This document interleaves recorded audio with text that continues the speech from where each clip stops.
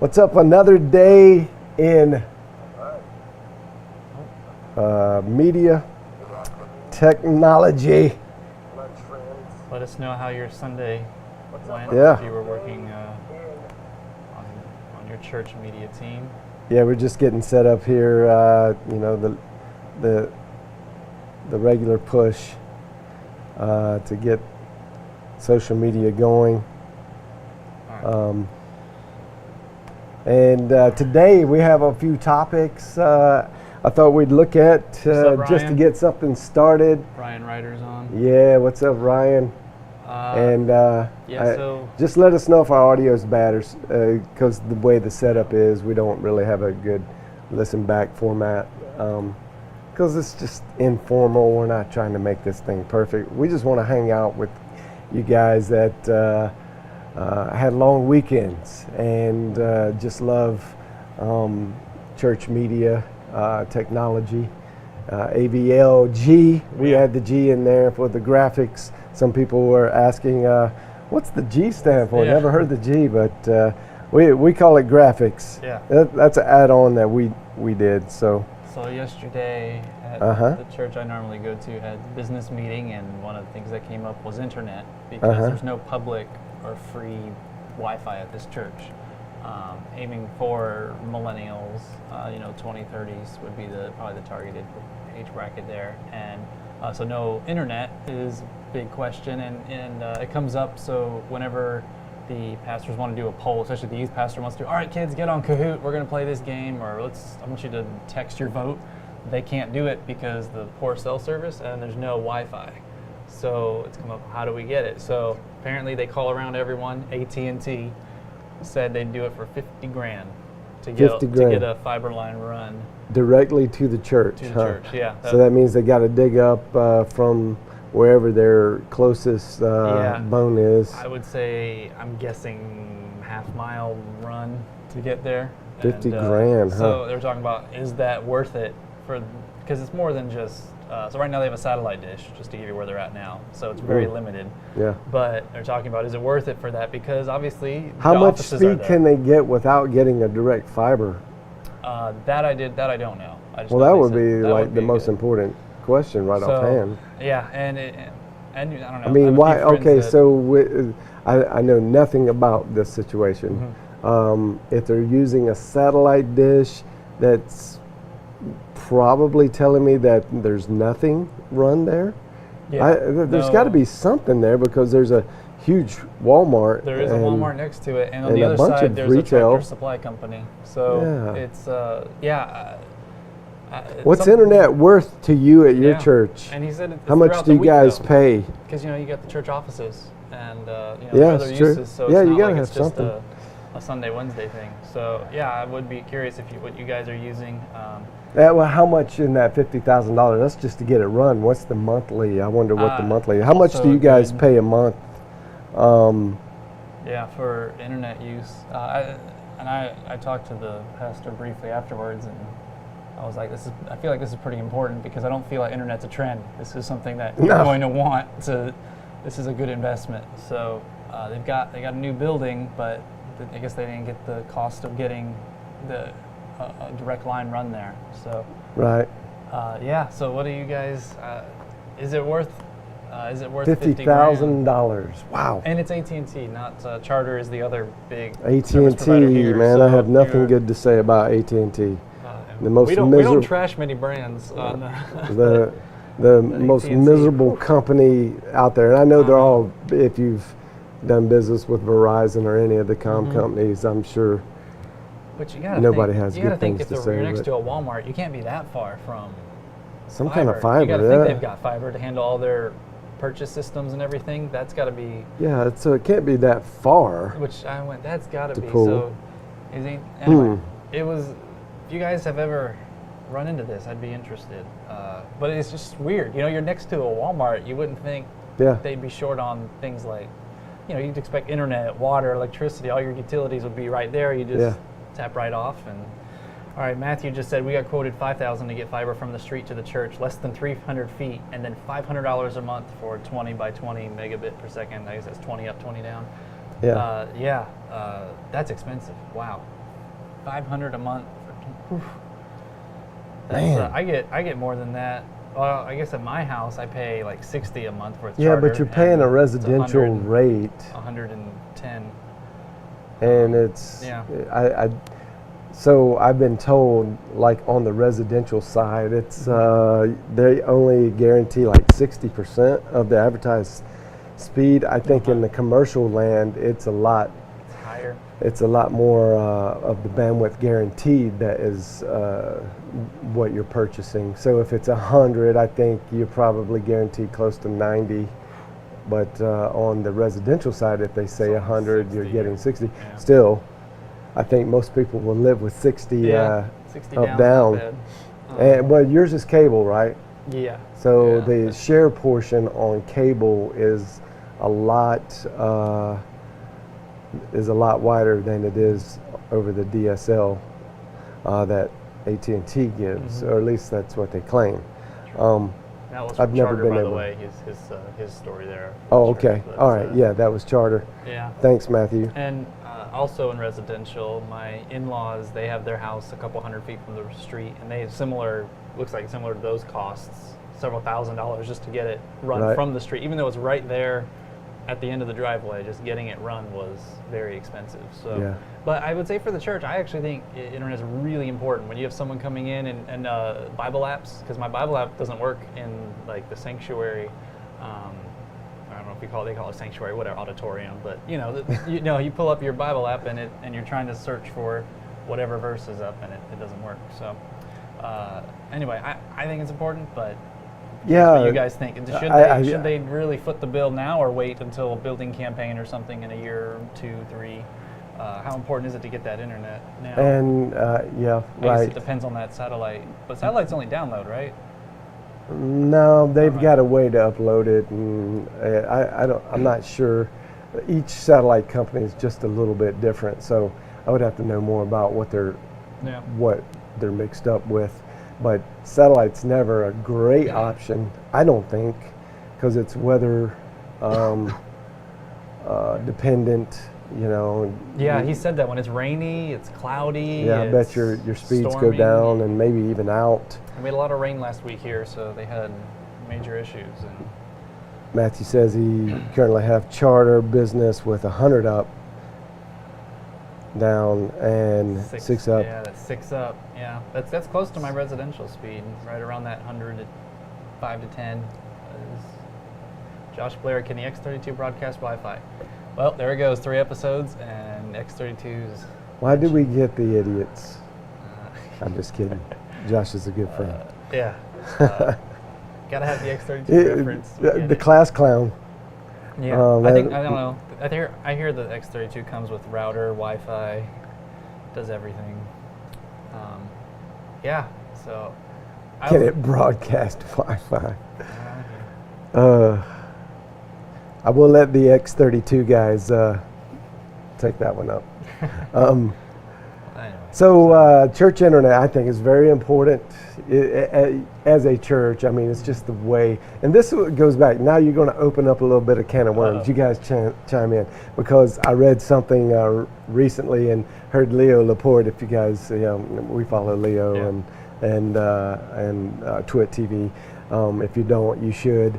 It's great for consumer driven type stuff, but they deal in the pro technology as well.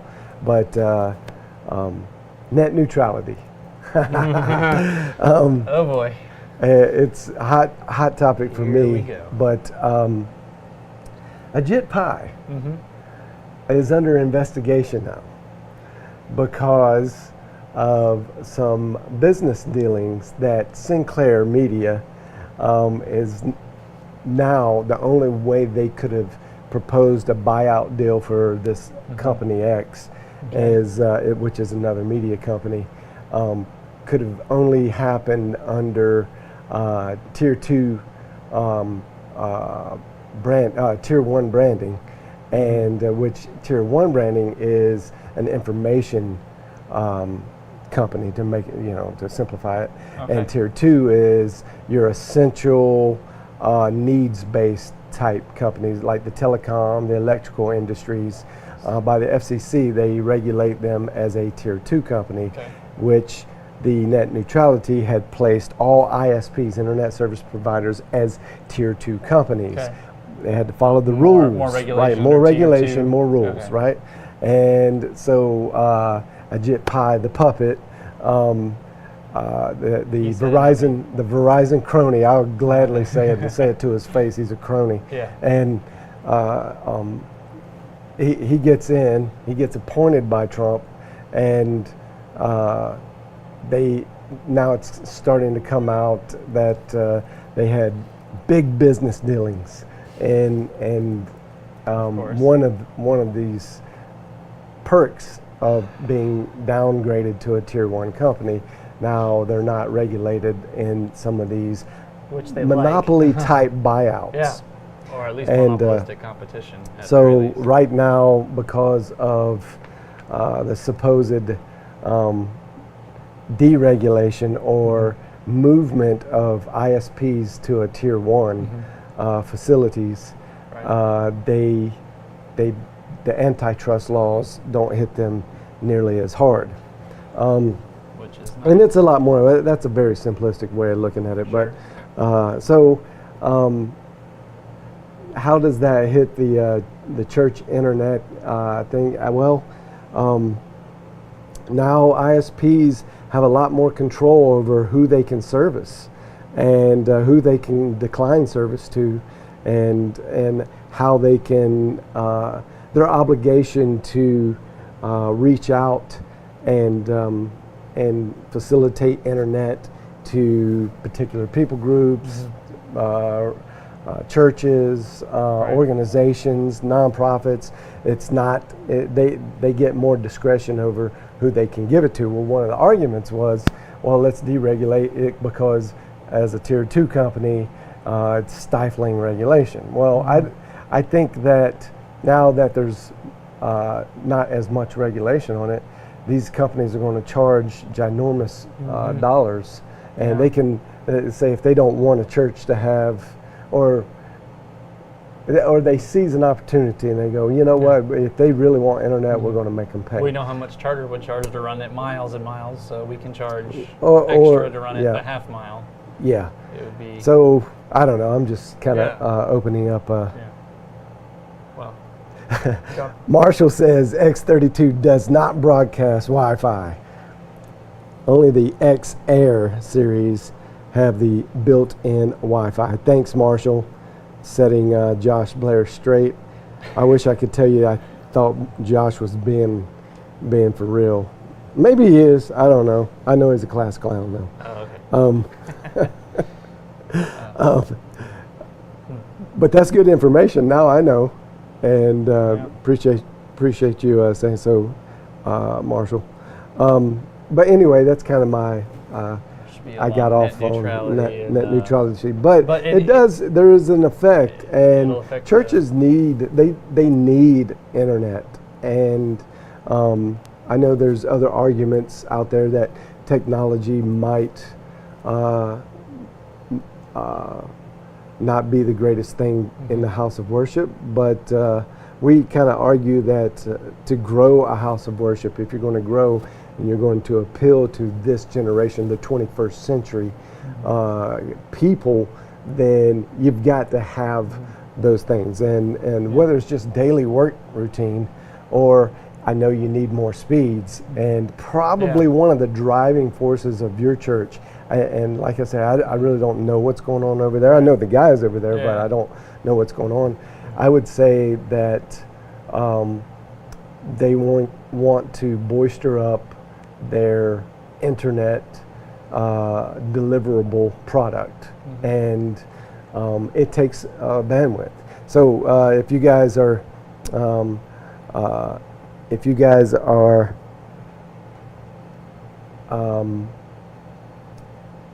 well, I'd like to know what's your average speed as a church. If you guys want to chime in, what kind of service speed are you getting up and down? Up is really crucial because a lot of people only look at the down because that's what they're used to. But in our industry, you got to look at the up because that's what's going to throttle or actually give you good open access for delivering your product. Right. And sometimes up's a little bit harder to get your ISP to open up. But you definitely need that, especially if you're multi-platforming. Like right now, we're going to Facebook and YouTube. And with the TriCaster, we could actually expand that to 3 more platforms in a single out.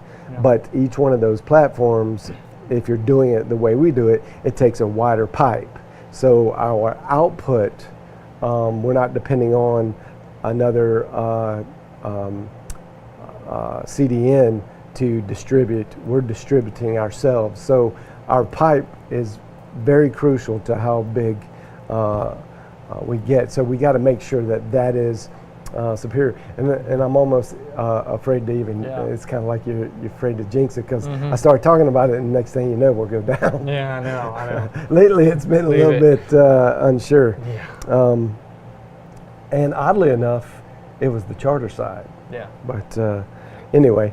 Very rare. We also wanted to talk about that. So that's church internet. You guys chime in with anything on that topic anytime.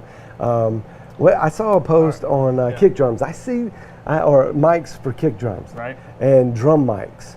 Yeah. I see this post really regularly throughout a lot of the social media groups.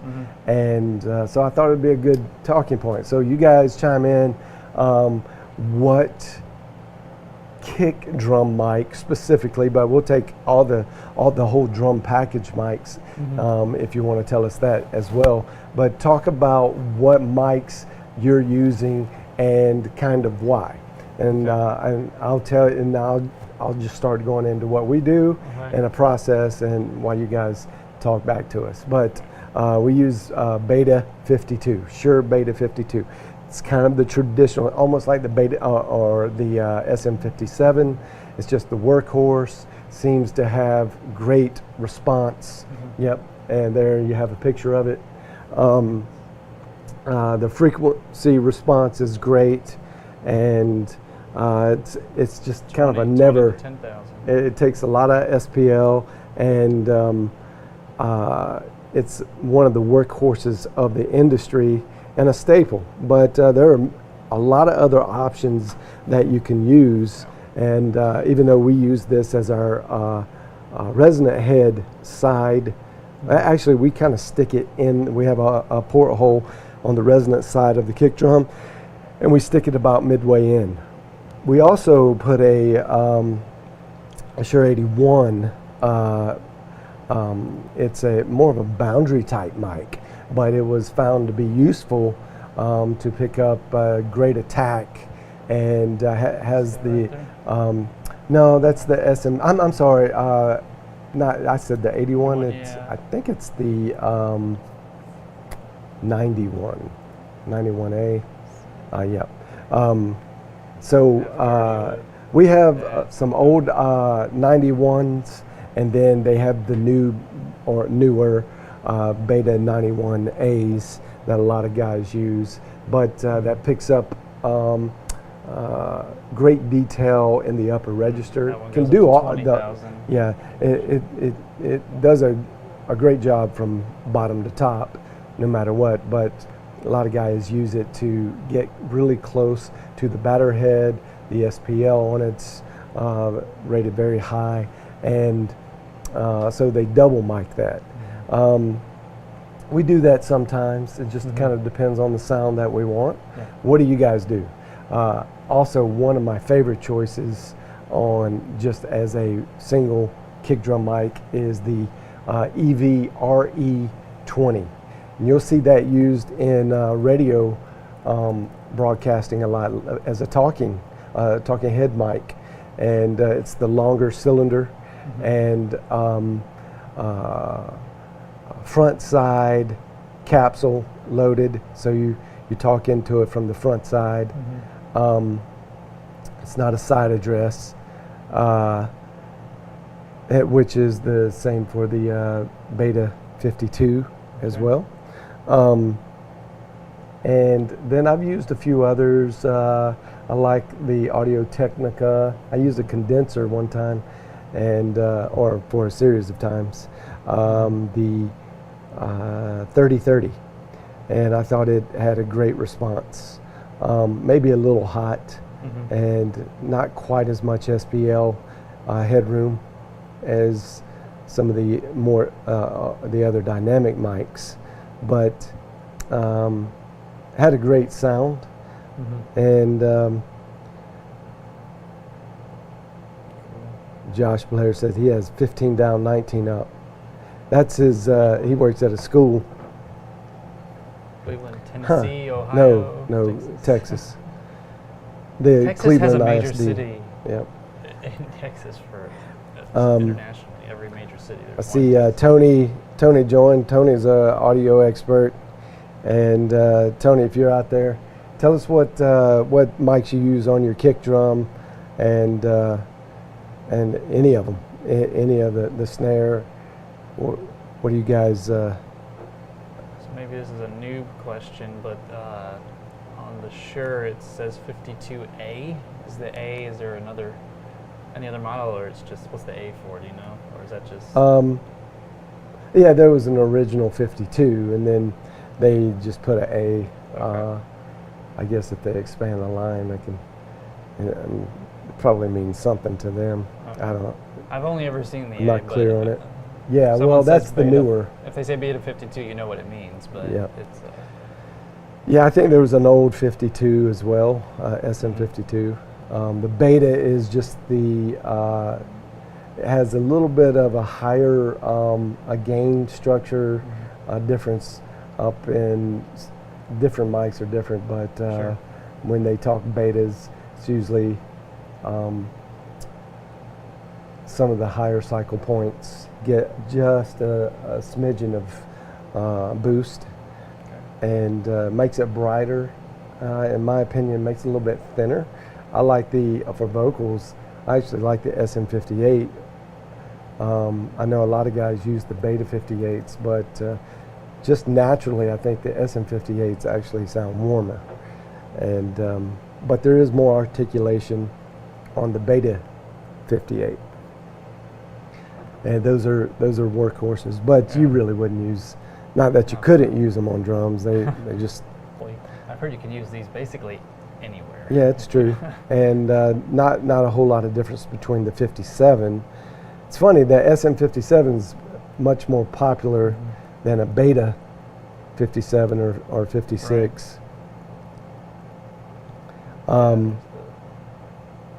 But those are instrument mics, and they don't have the lollipop cone on top of them. So I see a lot of guys. The Audix D6, Josh Anderson, is he's running about halfway in, and he's a drummer, so he would really be particular, and he likes the Audix D6. Put this in. Let's See if you can, put that up. So this is, let's see here. So Josh, are you using that on the kick drum? Cardioid, 30 to 15. So. Which is all you really need. Oh, Tony said that he likes the Heil PR. Man, I didn't bring my glasses. PR48 for a single mic. Yeah. Has a nice boost at 60 hertz. Yeah, that's a good place to have a boost.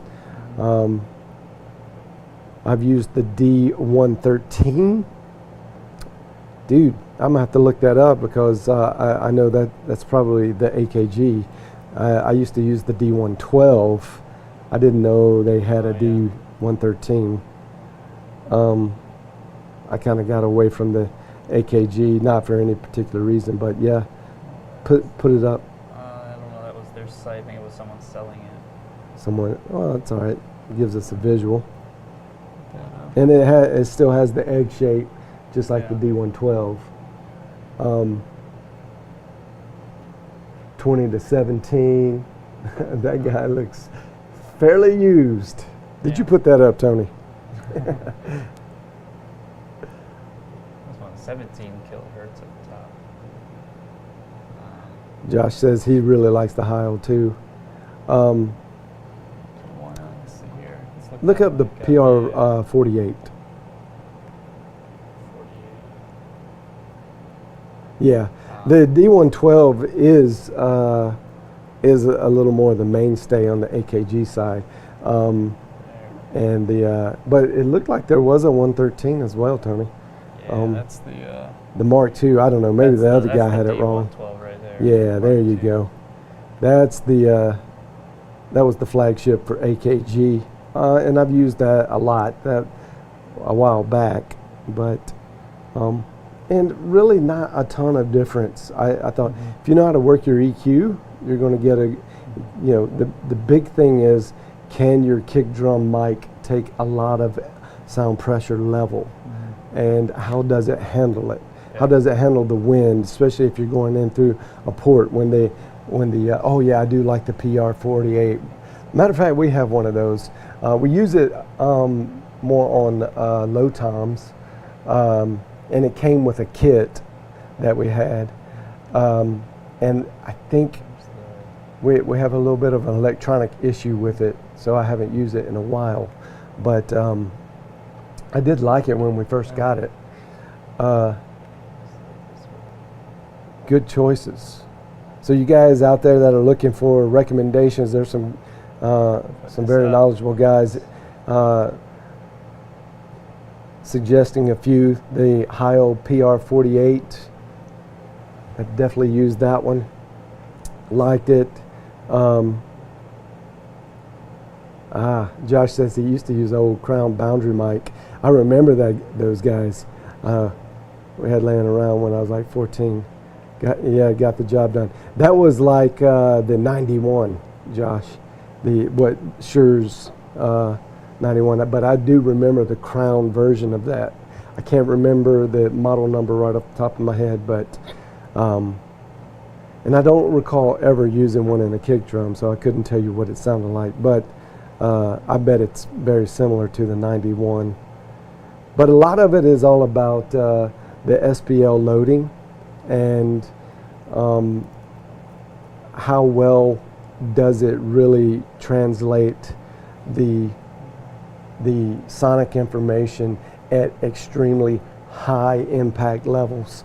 And so to me, that's where you're going to find the biggest difference between these mics, and what really sounds good, what can you EQ well, because if you begin to boost things and it doesn't handle the pressure level at that particular frequency really well, and then kick drums, it's either going to be on the really low end, like Tony said, 60 hertz, around in that. I always look at, because the way our subs are tuned in our big room, I always look around the 55 to 65, somewhere in between that, depending on the tuning of the drum, and you just kind of sweep to find where the sweet spot is and give a boost. But if the mic that we're using doesn't handle that frequency well, you'll begin to hear a little bit of top head distortion, and that's never really good. It's just fluttering out, and you don't want to boost a frequency. It's not. Yeah, it's not sonically well translated. And then what is it doing up in the 2.5 to 5K range? Or how is that being translated? So these are all good mics that I think we've suggested. I do not have experience, but I trust Josh Anderson's opinion on the Audix D6, and I've heard a lot of guys out there using that. Yeah. So if you're looking at now, like if you go, there's some lower end, like the PG, the Shure PG. Yeah, you're just not going to get good frequency response performance. And the dynamic range on those lower, cheaper mics are not nearly as good. And so when the dynamic range is failing, it's going to cause your dynamic frequency window to do weird things. And you're going to wonder why, well, when I EQ this, why doesn't it respond? Well, it's because it's just not, it's failing internally on the mic side at those particular frequencies. So if it's failing at the mic, well, there's nothing you can do on the mixer side to really clean that up. You're just magnifying something that's dirty, or you're bringing a spotlight to it. So you can't use the EQ much. So it's really a good investment to pay the extra money to get good, clean sonic value out of your kick drum, because it's kind of like a heartbeat to, if you're mixing it in your PA system, kind of the heartbeat of the rhythm section. Okay, you brought up that and the snare. You brought up something interesting there, and that's you said spend the money to get a good mic. Right. Is $200 a lot for a kick drum? No, not at all. Isn't? No, I think if you have a good retailer, you could probably get a Beta 52 for around $150. If you got a good relationship, if you're going to pay MSRP, which I don't think any of the guys that, if you're paying MSRP, you need to talk. We need to have an offline conversation. But don't put it in the comments. Yeah, and I'm not selling it. I remember, we're not integrators, we're not sales guys. We're just like you. We're on the front lines. But you do need to build a relationship with some kind of retailer that will that understands house of worship budgets. Right. And well, I mean, on the Shure site, you'll see here, I mean, it's $189. It looks like you can just buy it right here, and then you could. Should they click Find Local, or should they? Oh yeah. And is that I think most of you guys know who to buy stuff from. There's no need for us to get into that list, but find a good retailer. I would say $150, man. If you're paying over $150 for a Beta 52, you probably paid a little too much. Yeah. But $150, $200, not a bad price. Last a long time. Yeah, I mean, an RE20, man, I haven't bought an RE20 in a while. I know they have a new version, and it might be a little more expensive. It might be upward of 200, but great sonic response. Yeah. So I think 150 to 250 is your price range in a good, solid, sonically accurate kick drum mic. And then each one of those manufacturers, the Shure, the Heils, the Audix, the AKGs, they also make tom mics. Now, one thing that we're experimenting or going to experiment with is we use 57s, and we have some Beta 56 mics we use on toms. But while they're good, I think it can be better, and we're entertaining a DPA set for our toms, and that's a little more money, but the response, the frequency responses, the dynamic range on them are incredible, and they just sound very, very transparent.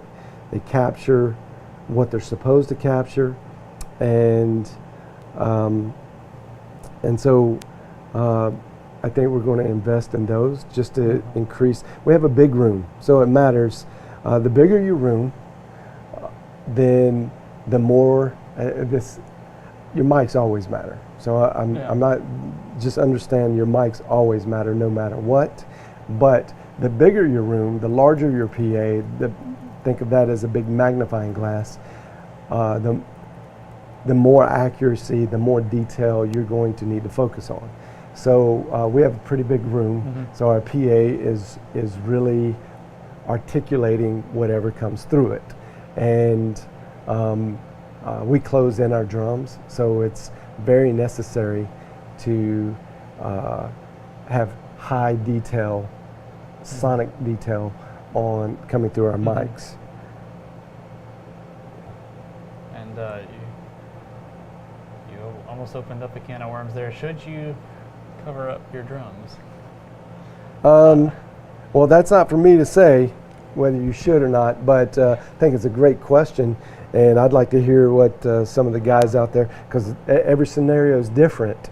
We should, because our room has a horrible, it's very square, and a lot of reflective surfaces, so our cymbals, our hi-hats are just constantly pinging. So in our situation, in our big room, we always cover up, just gotta, or it's a mess. In our other room, yeah, you know, it might be cool. You could talk to them. Let me see. We're right here by we're in our master control at the moment, but let me see. I'm gonna see if I can fire up my NDI camera on my phone. And where's that guy? All right. And yes, you can access. Yes, you can. And see if you can bring it in, James. And I'll walk in the other room that it's our fine arts auditorium. Now that room is acoustically treated very, very well, and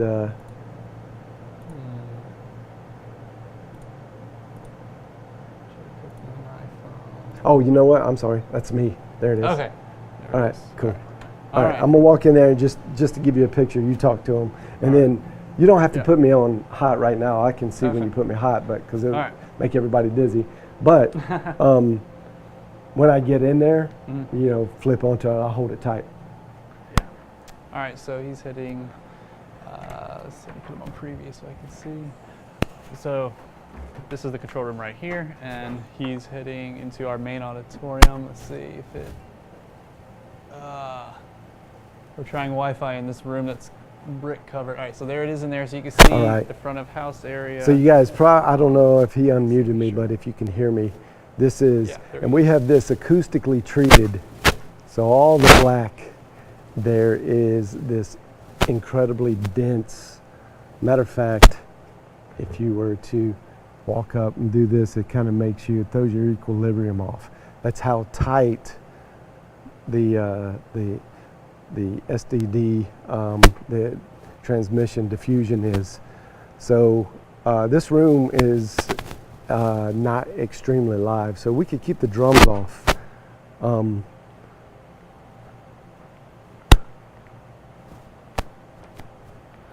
Here you go. We could keep the drums not in a shell of any type. We keep them open, and it sounds great.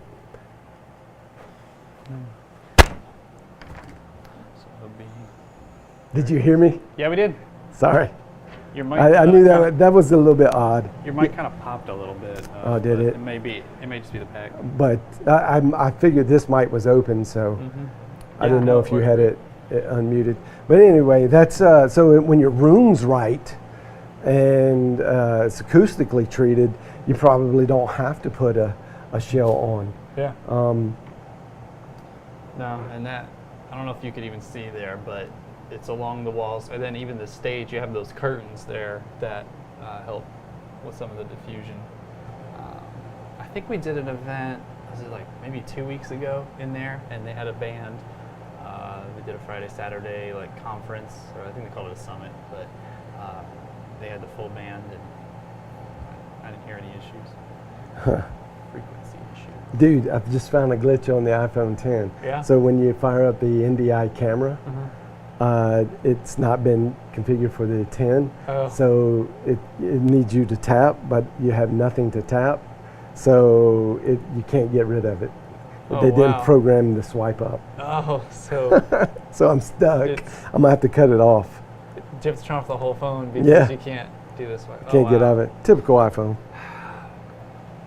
Apple.com should be able to answer that question. And of course, no, they can't. Siri would have to help you by not helping you. Anyway, sorry about that. Frequency issue. Ryan says it's a must for us. Yeah, I agree. It is for us in our big room too. You got a really large room, right, Ryan? What's it seat? what's it shaped? Is it like a lot of auditoriums and churches I'm seeing, they're either going with the square with treatment, or they're doing like the I don't know, not a cone, but part of a circle. Can't think of what you call that, but it like fans out.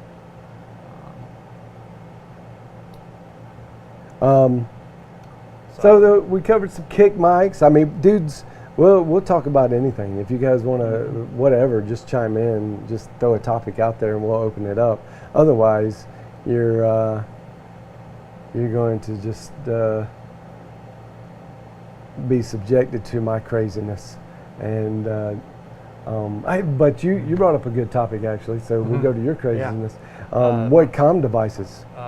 Ryan just said main room's 1,200 seats. Oh, okay. Rectangular, Yeah. no treatment. There you Smaller go. room's 800. 1,200 rectangular, man. That's no treatment. That sounds tough. That's a very, very tough room. I can if it's rectangle and it's that big, you probably have a lot of slap coming from a lot of different sides. So you got to cover up anything that's got very fast and hard transient information. You got to cover it up. There's or EQ it out, which makes it sound dark and muffled, and that's no fun to listen to either. Sure. So church rooms, especially if they're older, are very tough. Yeah. So who asked the question about covering it up? Covering up what? Your drums. I think I you can't brought remember. it up actually, and then I went, oh boy. Okay. It goes Oh, hand you're in hand saying with that, your yeah, mics, right. but, What about comm All devices? right, so comm devices, we're using a pretty old system in our chapel, but it works great. We have for, two Pi. systems. It's Yeah. a wired system and a wireless system. Yeah, the wired system, And we can layer, so which is you nice. can use them both. And we do take advantage of that. Depends on the scale. On the scale of the event, and obviously location of the event in our building, because we have different rooms. But so we have the wired, our PI system, and then we have the wireless, which is a Tempest 900, I believe. Pretty sure it's 900. Operates on the 900 band.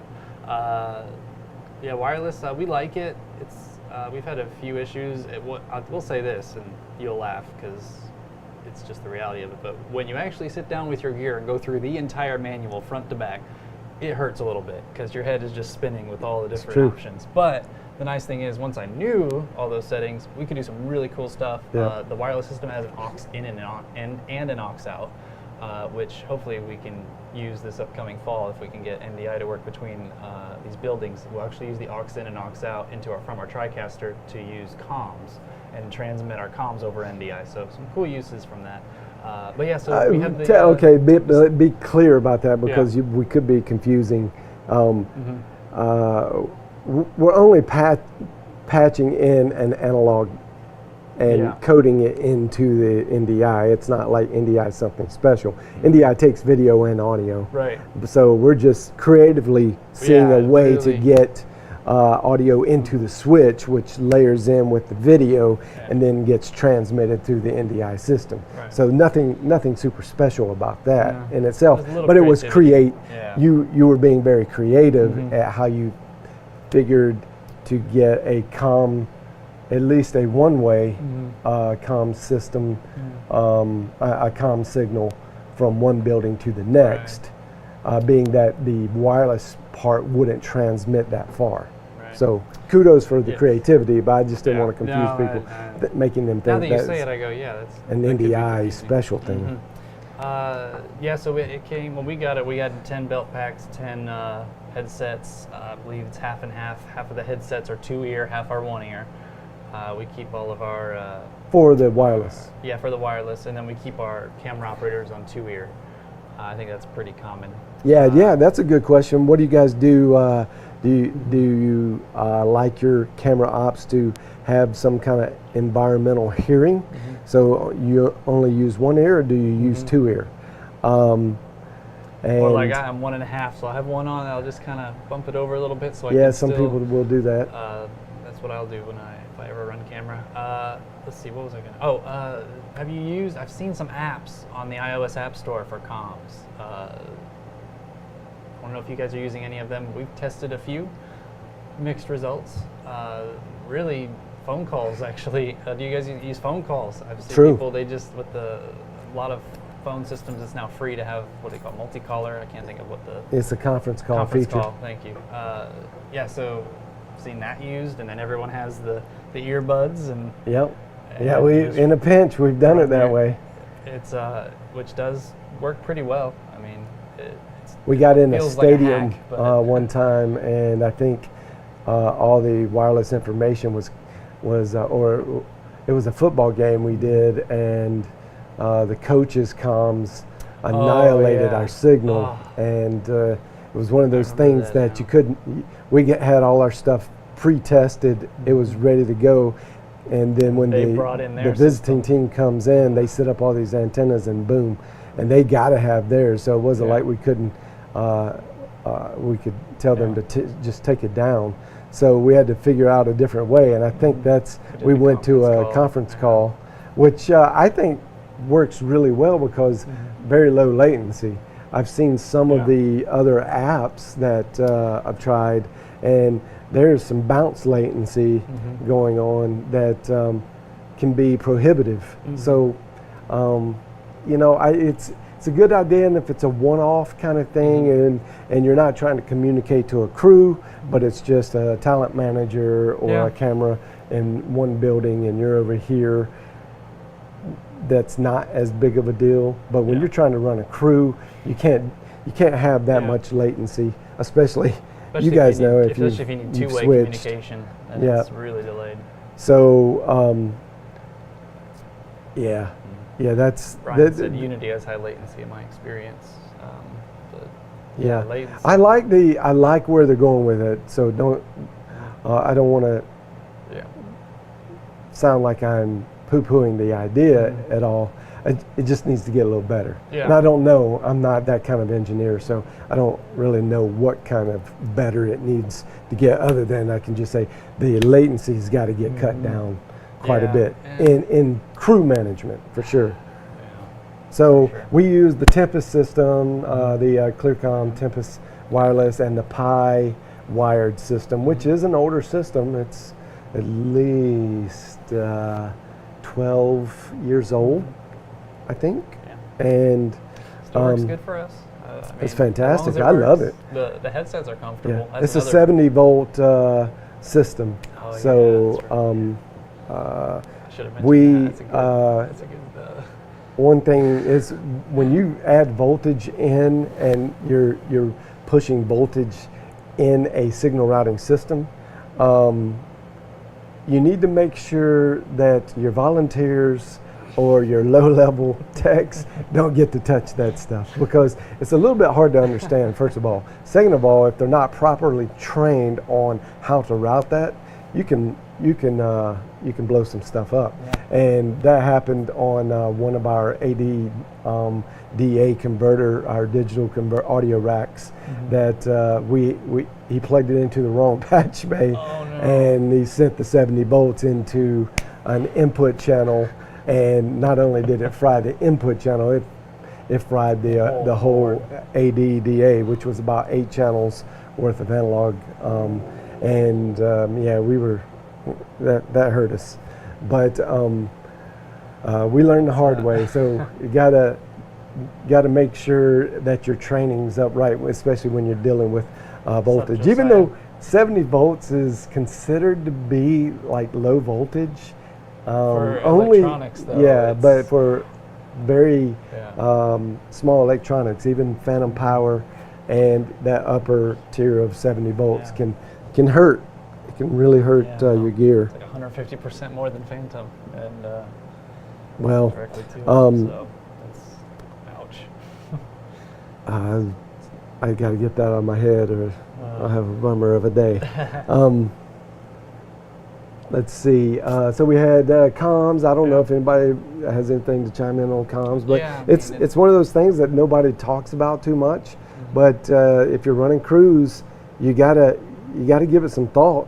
And Or yeah, I mean, because even if you're using the apps, I mean, local networking. Imagine Right. if you're trying to use internet at the church I'm going to. If Yep. you're not using a local network, Right. you're going to a server coming back. Well, that's so we have huge a tier of 6 systems that we manage, and we've broken it down. It's audio, video, lighting, graphics, comms, so your communication devices, and then all your signal routing, so cables, things like that.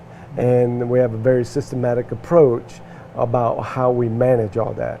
And comms is a big enough deal that it gets its own category. You don't just layer in one or the other as a subcategory. It's a big enough deal. Communication is key. If you want your production to fail, just don't communicate. And that's the surefire way, or have bad communication built into your production system.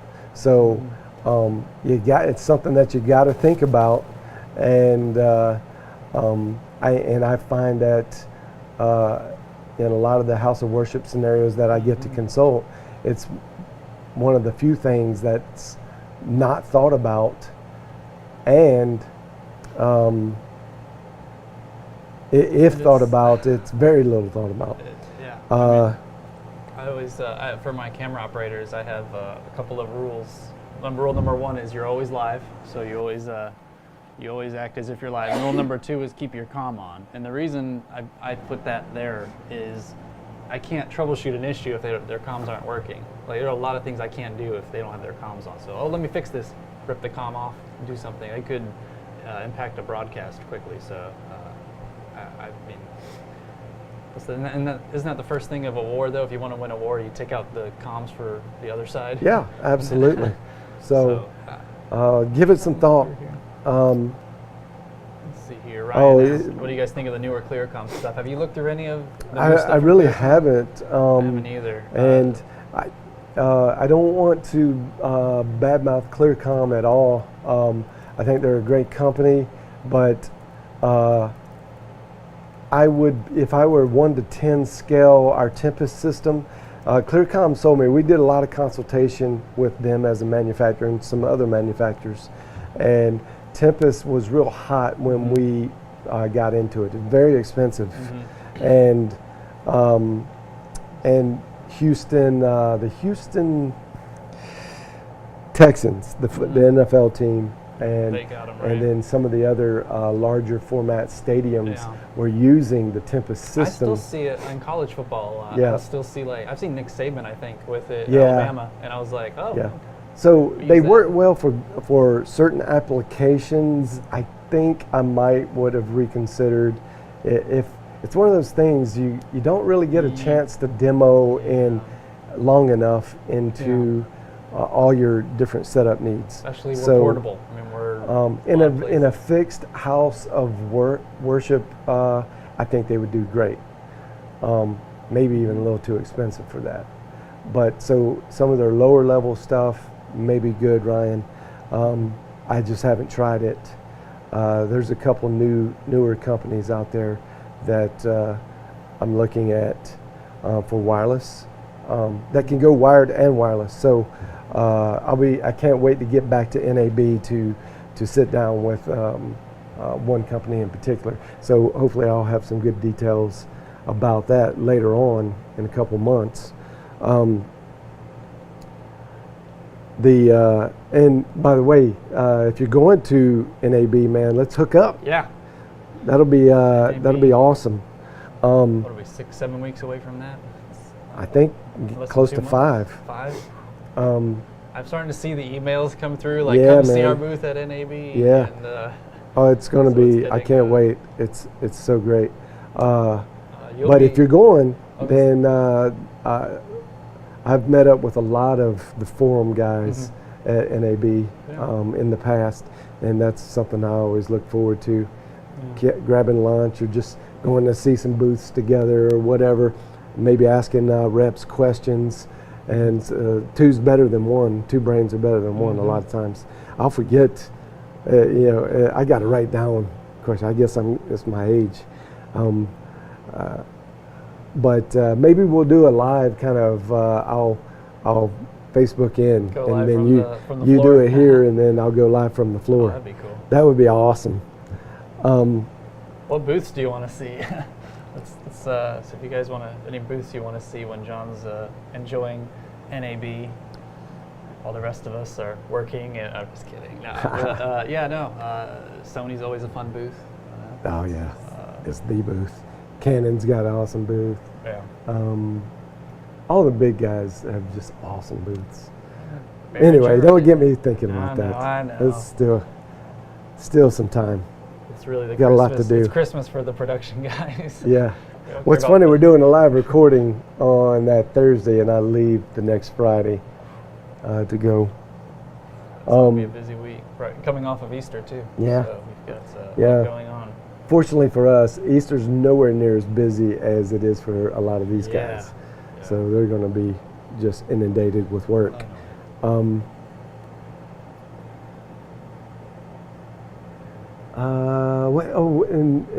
If you don't have anything else on No. comm devices, Nope, I'm good on that. church social media. Social media is your strong suit, man. That's your wheelhouse. Anything new in the social media world? Other than Snapchat's redesign and all of the craziness I've seen from that. Yeah. Hey, so the big word is It's, that 50% of Snapchat users are bailing on Snapchat, but That's- they still use the product, but not to distribute.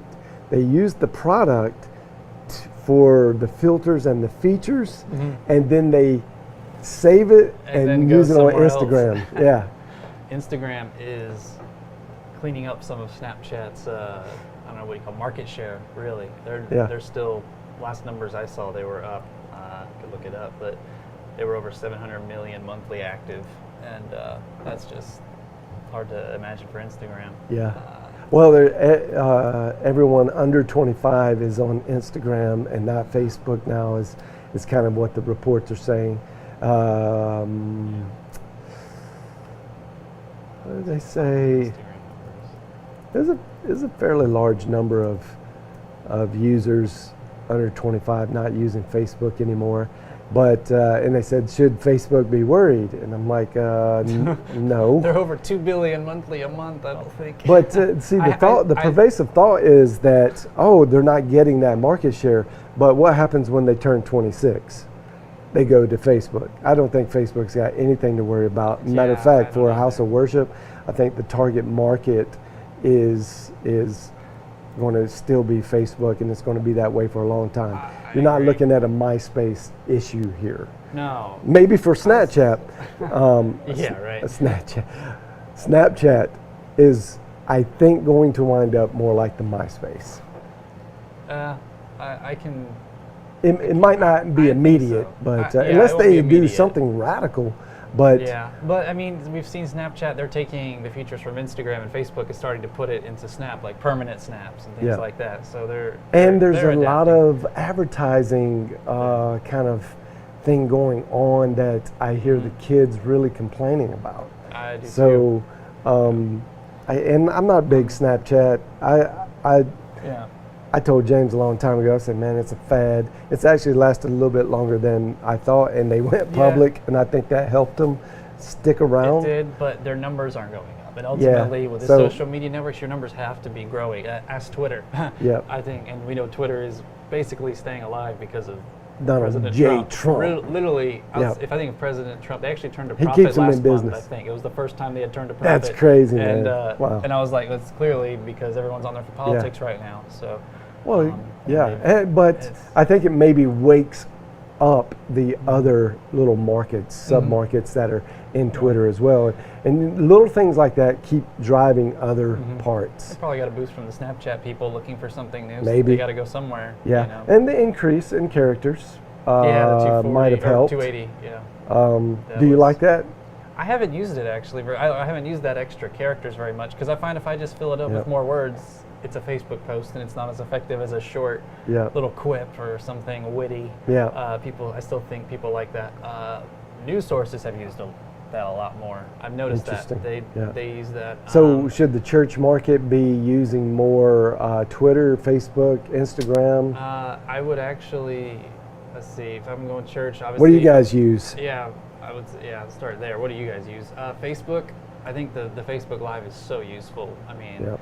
getting the awareness, and then obviously, my philosophy is if you're going to be on a platform, cultivate it. Don't just plan it and leave it and walk back 5 years later and go, oh yeah, we've got a Twitter. So Twitter is good for, actually Twitter has in the past gone to pastors and evangelists because these people have done an excellent job with Twitter and their engagement per followers is so high, and with quotes and things like that. I like Twitter for news source. So like if it's a church and you're shutting down because of weather, I think I would go to Twitter. Yeah, it's got that live feel to it still.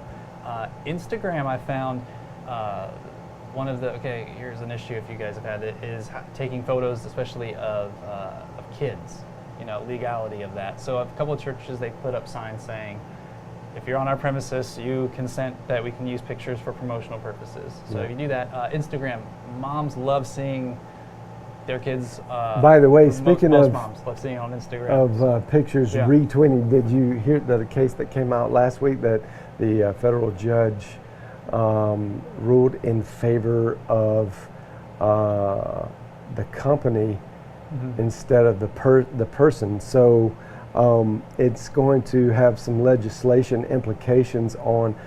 This was Twitter specifically, and retweeting. Like if you're even retweeting, are you responsible for retweeting intellectual property that's not yours? So look for that on the horizon. Read up on that kind of legislation, because that could be a big deal, and it could have some repercussion. Going back to net neutrality and some of the fall down, the domino rules that happen based on information. Is it truly free and open anymore? And how much power will the ISPs have to block and be an actual gateway? Those are things that we, just as regular people moving in and out of every day, just using things, don't think too much about. But if it becomes a legislative problem, and we have to be worried about the little funny pictures that we didn't create, and we even retweet it, and we could be held responsible in the lawsuit. Well, that's a big deal. Which I kind of understand it as the content creator. If you create something and a big brand like Dude Perfect, which has, I don't know however many million likes on Facebook, they're using that. Well, it's helping their brand because people are liking, engaging it, even though they didn't make it. So I would go, hey, I should get credit. But I think in the past, the way we've developed marketing strategies in that vein is that those kind of, we call it virility. So how viral does it go? You count that as a marketing aspect, and you hope for it, not you. And so it could be a two-headed snake here. So it's going to be interesting to see how that plays out. Didn't mean to really get off on that, but it's just a good talking point on social media, things to look for. Church social media, I say work on Facebook, cultivate your Facebook audience, understand that. Well, I think that's because of the demographic. And the tools on it are, you have a lot more tools there than you would on Twitter or Instagram. And then from there, I would look at, depending on what's your market. Again, the demographics, Twitter versus Instagram. Nice integrations between Instagram and Facebook. Facebook owns Instagram, so there are some nice things in your app, in the Pages app. Get the Facebook Pages app if you don't have it. You get some cool insights from Instagram. They've now worked to integrate the analytics together. So there is a pro to using Instagram over Twitter if you're just choosing between those two platforms. But it just kind of depends on your needs. So if you're looking for a lot of updates, you can use the Instagram stories. I've seen some churches do that, but I find it's just not sustainable. Unless you have a full-time person dedicated to updating your Instagram stories, I just find that it kind of becomes one story here, one there. True, they're alive. They're on right now. And I love Instagram and Instagram stories, but I just think it's something. I guess you could look at it. It's another place for some volunteerism. It is where you need to get volunteers, particularly younger ones who understand your brand. They understand your brand. They understand. They understand the technology. And technology does almost drive the message. I don't want to get too philosophical, but if you can get some good volunteers, obviously we talked about a little bit last time, volunteers, bringing them in when there's a little trade-off versus the full-time versus volunteer. But I think that is a good place if you get someone, hey, go get a picture during worship, get a picture of the speaker and add a quote from the sermon right there, put it on Instagram. People can like it, share it, etc. Yeah. Nice thing on Instagram too is you can share directly to Facebook and Twitter from the app, so it is nice. Yep. It doesn't work the other way from Twitter or Facebook, but if you're on Instagram, you can put it to both. So some nice integrations. Yeah, I like all of those. Yeah. I just need to use them a little more. Yeah. That's why I pay guys like you to make that happen. All right, guys. I think we're going to wrap it up. It's been an awesome opportunity for us to hang with you guys and hear your voice on things. Hopefully, we can keep doing this. Our plan is like Monday, Wednesday, and Fridays. Definitely Monday and Fridays are going to be. If we can throw a Wednesday in there, we'll definitely do that. We know you're busy and you're getting ready, a lot of you, for midweek services and other things. But I love the time being able to hang out, and it's something I have to make myself do. I love that part of it. It's a goal. You just go do it, and it's really might be the only way I get out of my little bubble. And it's important. I want to really. If I lose touch with what everybody else is doing, then I feel like I'm just becoming blind over time, and I don't like that. I don't like that feeling. But thanks, guys, for joining us. And if you ever want to come on, just send me a message, and we'll hook up the technology and let you come on. We had Jared Latimer on last time, so we'd love to have you guys on. Just let me know if you're willing, and we'll make it happen. All right. Have a great day.